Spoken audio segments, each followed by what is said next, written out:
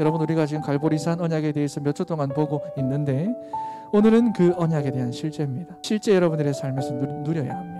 이 창세기 3장을 보지 못하면 그 흐름 속에 갇히게 되고요. 그리고 흑암에 덮여서는 혼돈과 공허 속에서 그리스도가 내게는 절대로 답이 되지 않습니다. 교회를 아무리 다녀도 열매 맺지 못합니다.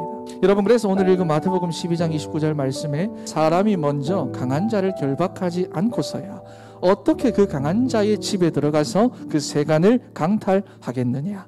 결박한 후에야 그 집을 강탈하리라. 내 안에 각인뿔이 체질된 것이 무엇인지를 정확하게 보고 그거를 깨뜨려야 합니다. 왜냐? 여러분들은 기둥이에요. 대단한 일들을 하나님은 여러분들을 통해서 이루신다고 하셨어요. 그런데 뭐냐? 알기는 하는데 내가 답답하다는 겁니다. 내게 열매가 없어요. 그러니까 시간이 가면 갈수록 교회를 다니고 신앙생활을 하는데 힘이 듭니다. 자, 여러분, 성공한 스포츠 선수들의 공통된 특징, 똑같은 운동을 매일 같은 시간에 똑같은 스케줄로 지속한다는 겁니다. 그것도 기본과 기초와 체력과 자세를 말해요. 여러분, 이런 훈련을 왜 하겠습니까? 잘 안 되니까 하는 거예요. 여러분, 우리도 마찬가지입니다. 하나님께서는 우리를 분명히 기둥으로 부르셨어요. 그렇다면 반드시 이 기둥으로 세워지는 갱신이 나에게 있어야 합니다. 그게 뭡니까? 시스템입니다. 여러분, 우리에게는 이 시스템이 반드시 필요합니다. 이유가 뭘까요? 우리의 신분 때문에 그래요. 우리는 태어날 때부터 내가 싫어도 내가 원하지 않아도 죄인으로 태어났어요. 우리는 사단의 종 노릇하게 태어났어요. 싫은데 하나님 떠난 상태로 태어났어요. 그리고 뭡니까? 지금도 나는 여전히 창세기 3장과 6장과 11장의 흐름 속에서 살아가고 있습니다. 그래서 여러분, 우리 인생에 진짜 열매를 맺어야 하는데도 그게 불가능합니다. 왜 그럴까요? 하나님 없는 생각, 하나님 없는 만남, 하나님 없는 가치관, 하나님 없는 말, 하나님 없는 선택, 하나님 없는 내 감정, 여러분, 내 삶에는 하나님 없는 것들로만 가득합니다. 그러니 청년들이 자꾸만 어떻게 하려고 합니까? 떠나려고 합니다. 왜요? 해결이 안 되니까. 여러분, 아직도 자기 문제가 뭔 줄을 알고 있다는 거죠? 육신적인 문제로 한다는 거예요. 모든 포커스가 오로지 나 중심에 있으니까. 내가 볼 때 문제는 다 문제입니다. 자, 여러분, 여기에 복숭아 씨앗을 심어놓은 화분이 있다고 치면 나중에 이게 자라서 복숭아라는 열매를 맺겠죠. 여러분, 그런데 지금 기독 청년들은 무슨 씨앗이 심겨져 있는지는 제대로 확인도 하지 않고는 그저 수박만 달라고 기도합니다.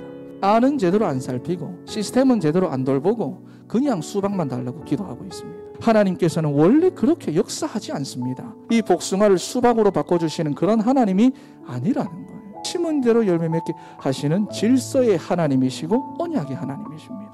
자, 여러분, 그래서 영적인 시스템 왜 필요합니까? 사도행전 13장, 16장, 19장입니다. 이거를 다른 말로 하면 뭐냐? 몸부림. 여러분, 왜냐하면 자기가 아무리 해도 자기 문제 해결이 안 되니까 계속해서 엉뚱한 길로 갑니다. 세상의 문화 속으로 자꾸만 들어가는 거예요. 세상의 방법 속으로 자꾸만 들어가는 거예요. 여러분, 이 흐름과 틀이 개개인들에게 다 와 있기 때문입니다. 불신자 6가지 상태. 여러분, 그래서 이 시스템이라고 하는 것은 336 12가지 병에 찌들려 있는 내 마음을 돌보는 일이고 내 마음을 살피는 일이 바로 시스템입니다. 우리가 이 언약의 실제라고 했을 때 우리가 지금까지 문제라고 여겨왔던 것보다 더 중요한 것이 바로 여러분들의 영적인 상태입니다. 이것을 바꾸는 시스템이 실제입니다. 여러분들의 영적인 상태가 만약에 그리스도께로 가 있다. 여러분들의 생각과 마음이 영적으로 하나님께 집중된 상태가 됩니다. 그러면 하나님의 언약 안에서 여러분 그 언약을 붙잡고 언약적인 생활을 하게 됩니다. 하나님과 함께 하심을 누립니다. 위드와 임마누엘과 원리스입니다. 자, 여러분, 이 상태에서 문제가 옵니다. 속지 않습니다. 하나님의 5가지의 것을 찾아냅니다. 성령의 충만이 임하기 때문에 여러분들은 증인이 됩니다. 여러분들의 삶이 언약의 요정이 됩니다. 여러분들을 통해서 전도운동이 일어납니다. 자, 여러분, 그런데 여러분 영적인 상태가 창세기 3장에 와 있으면 어떻게 되느냐? 여러분들의 생각과 마음은 불신앙에 사로잡혀 있는 상태입니다. 하나님과 분열되어서 생활합니다. 내가 주인 됩니다. 이런 상태에서 똑같이 문제가 옵니다. 문제가 오면 곧바로 12가지 상태에 빠집니다. 사단이 역사하지 않을 수가 없습니다. 사단이 인도하는 길로 갑니다. 하나 해결되는 것 같으면 또 다른 문제가 또 옵니다. 그럼 어떻게 됩니까? 또다시 창세기 3장으로 갑니다. 계속 되풀이됩니다. 평생. 그런데 여러분, 내 삶 속에서 이런 창세기 3장의 상태가 보였다. 그럼 이걸 가지고 우리가 어디로 갑니까? 그리스도께로 갑니다. 여러분 어떠한 것도 문제가 되지 않습니다. 예수 그리스도께서 이미 다 끝내셨습니다. 그런데 내 안에 각인뿔이 체질된 것이 뭐냐? 이 오래된 것이 내 안에 지금 각인되어져 있어요. 이거를 살피는 게 영적인 시스템입니다. 결론입니다. 하나님께서는 다윗의 각인을 바꾸기 위해서 14년이라는 시간을 광야에서 보내게 했습니다. 이유가 뭘까요? 다윗을 하나님 나라의 왕으로 세우기 위해서는 절대적인 순종을 그에게 가르쳐야 하기 때문입니다. 자, 여러분, 그러니 다윗에게는 이 광야에서의 14년이 다 영적인 시스템입니다. 날마다 나를 갱신하는 영적인 시스템이었습니다. 그래서 다윗이 14년의 훈련을 마치면서 고백한 것이 뭡니까? 내가 여호와를 사랑하노라. 여러분, 하나님이 이 모든 과정들 속에서 살펴보신다는 하나님에 대한 사랑. 자, 여러분, 그런데 이 시스템은 그냥 갖춰지는 것이 아니라 훈련이라고 했어요. 한순간에 그냥 되는 게 아니라 늘 반복해야 하는 갱신입니다. 그래서 날마다 여러분 그리스도로 답을 내리세요. 아침에 일어나자마자. 그러면 여러분들이 집중 상태가 되고 하나님의 언약을 붙잡게 되는 단을 쌓게 됩니다. 어디를 가든지. 그러면 거기서 위드, 임마누엘, 원니스라고 하는 힘을 가지고 오늘 하루를 살아가게 됩니다.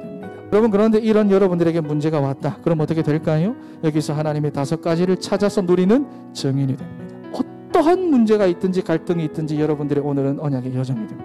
여러분들이 있는 곳에 전도운동이 일어납니다. 현장을 보니까. 여러분, 그러므로 오늘 진천의 청년들이 이 영적인 시스템에 도전하고 그래서 이 갈보리산 언약을 실제로 누리며 살아가는 정말로 행복한 우리 진천의 청년들이 되기를 축원합니다.